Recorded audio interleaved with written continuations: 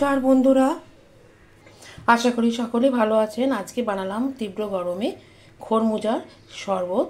আমি সুজাস কিচেনে সকলকে স্বাগত এবং সেটিকে সার্ভ করে দিলাম।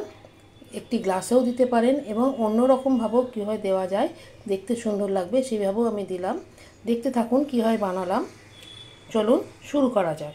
বন্ধুরা, আশা করি সকলে ভালো আছেন। আজকে বানাবো এই ফলটি, গরমের ফল।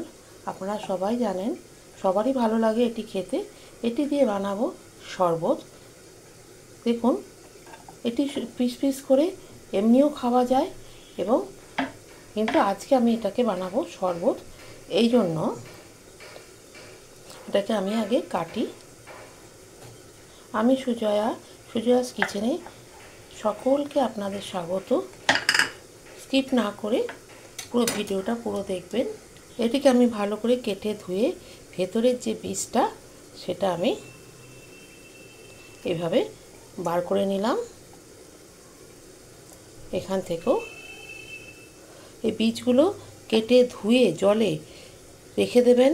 ভীষণই এটা মূল্যবান এবং সমস্ত খাবারে দিতে পারবেন, ফেলে দেবেন না।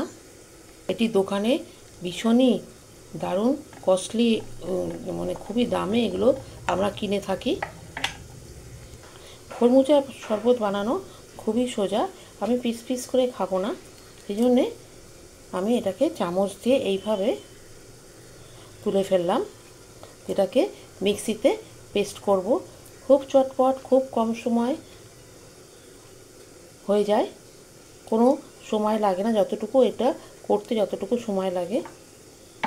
এবং শরবত বানানোর সময় এইভাবে যদি আপনি পিস পিস করে নিয়ে নেন, সেটি বেশি ভালো হয় বের করা এবং সময়টাও কম লাগে। চটপট দেখুন কিভাবে বেরিয়ে যাচ্ছে। এবং যেহেতু একটু পাকা থাকে, কারণ পাকা অবস্থায় শরবতটা করতে হবে, সেহেতু খোসা ছাড়ানোর থেকে এইভাবে যদি বের করে নেন সেটা বেশি সহজ হবে।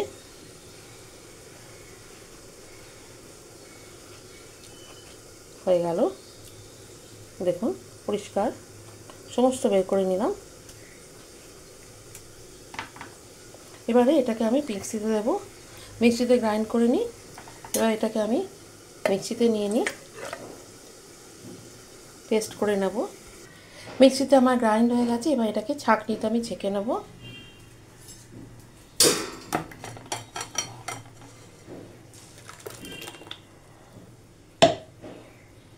এতে আমি বরফ দিলাম না, বরফের বদলে এটা জল দিয়ে, এটার মধ্যে জল দিয়ে আমি ঠান্ডা জল দিলাম। দিয়ে এর মধ্যে এটাও পরিষ্কার হয়ে যাবে আর একটু নষ্ট হলো না। ছাঁকনিতে আমি ছেঁকে নিলাম। শরবতটাও ঠান্ডা পাওয়া গেল। সম্পূর্ণটা ছেঁকে নিলাম। আমি টেস্ট করে দেখলাম, এটা এত মিষ্টি, চিনি দেওয়ার কোনো দরকার নেই, কিন্তু তবুও আমি এর মধ্যে চিনি দিলাম, গুঁড়ো চিনি, যদি তাড়াতাড়ি এটার সাথে মিশে যাবে।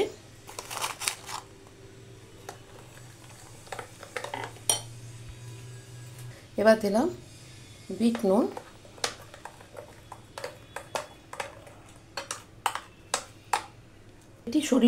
এই ফলটি শরীরের অনেক রোগ ভোগ কমায়। আপনারা বাড়িতে বানিয়ে খাবেন। ভীষণই হেলদি একটা উপকারী ফল। আমার বানানো হয়ে গেল। আমি দুরকমভাবে এখানে সার্ভ করতে পারি। একটি এই খোলাটার মধ্যে আপনি দিতে পারেন, আরেকটি হচ্ছে গ্লাসে। আমি খোলাটার মধ্যে দিচ্ছি। এটাও ভীষণ ভালো লাগে। এইভাবে যদি খোলার যে ফলটার খোসার মধ্যে আমি সার্ভ করে দিচ্ছি। আরেকটি রয়েছে গ্লাসে আমি ঢেলে দিলাম। যে যেটাই খেতে পছন্দ করে লাইক করবেন, শেয়ার করবেন, কমেন্ট বক্সে লিখবেন। বাড়িতে বানিয়ে কমেন্ট বক্সে লিখে জানাতে ভুলবেন না। ফেসবুক থেকে দেখলে ফলো করে দেবেন, আর ইউটিউব থেকে দেখলে সাবস্ক্রাইব করে দেবেন।